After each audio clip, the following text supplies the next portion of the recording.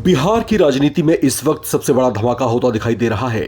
पटना की जिस बांकीपुर सीट को बीजेपी का 30 साल पुराना अभेद्य किला कहा जाता था, वहां शुरुआती रुझानों में प्रशांत किशोर ने ऐसी सेंध लगा दी है कि पूरे बिहार की सियासत हिल गई है। क्या बीजेपी का सबसे सुरक्षित गढ़ हाथ से निकल रहा है?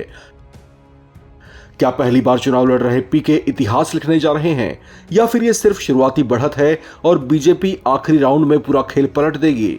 सवाल बड़े हैं, दांव उससे भी बड़ा है और हर नए राउंड के साथ सस्पेंस बढ़ता जा रहा है। बांकीपुर उपचुनाव की शुरुआती मतगणना ने राजनीतिक गलियारों में हलचल मचा दी है। जनसुराज के प्रशांत किशोर लगातार बढ़त बनाए हुए हैं, जबकि बीजेपी ने भी हार मानने से साफ इनकार कर दिया है। पटना में बीजेपी कार्यकर्ता पहले से ही जीत के जश्न की तैयारी में जुटे हुए हैं। कई किलो लड्डू बन चुके हैं, लेकिन दूसरी तरफ वोटों की गिनती पीके के पक्ष में जाती दिखाई दे रही है। आखिर किसके चेहरे पर आखिर में मुस्कान होगी और किसका राजनीतिक गणित बिगड़ेगा, आइए जानते हैं। बिहार की सबसे हाई प्रोफाइल सीट बन चुके बांकीपुर विधानसभा उपचुनाव में शुरुआती रुझानों ने मुकाबले को बेहद दिलचस्प बना दिया है। वोटों की गिनती जैसे जैसे आगे बढ़ रही है, वैसे वैसे राजनीतिक माहौल और गर्म होता जा रहा है।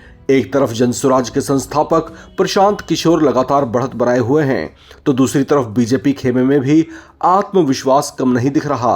पटना में बीजेपी कार्यकर्ता पहले से ही जीत का जश्न मनाने की तैयारी में जुट गए हैं और उम्मीदवार नीरज सिन्हा की जीत की उम्मीद में कई किलो लड्डू तैयार किए जा रहे हैं। अगर शुरुआती रुझानों की बात करें तो दूसरे राउंड की मतगणना पूरी होने के बाद प्रशांत किशोर को 3795 वोट मिले हैं। वहीं बीजेपी के नीरज सिन्हा को 2634 वोट मिले हैं, जबकि आरजेडी उम्मीदवार रेखा को 660 वोट ही अब तक मिल पाए हैं। यानी दूसरे राउंड के बाद प्रशांत किशोर 1161 वोटों की बढ़त के साथ आगे चल रहे हैं। इस बढ़त ने बिहार की राजनीति में नई चर्चा छेड़ दी है।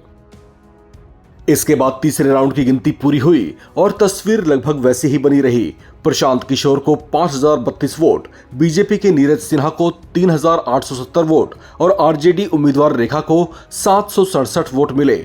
यानी तीसरे राउंड के बाद भी प्रशांत किशोर लगभग 1162 वोटों की बढ़त बनाए हुए हैं। लगातार 3 राउंड तक बढ़त बनाए रखना जनसुराज के लिए निश्चित रूप से उत्साहजनक संकेत माना जा रहा है।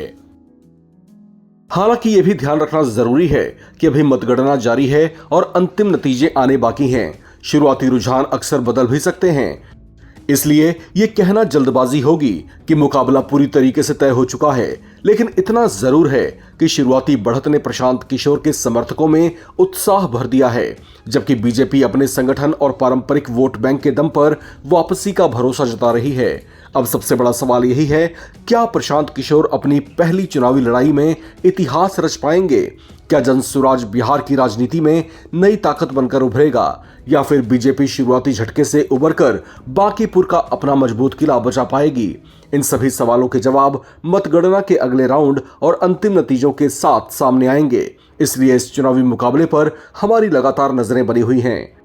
लगातार सभी अपडेट्स के लिए बने रहें नवभारत टाइम्स के साथ।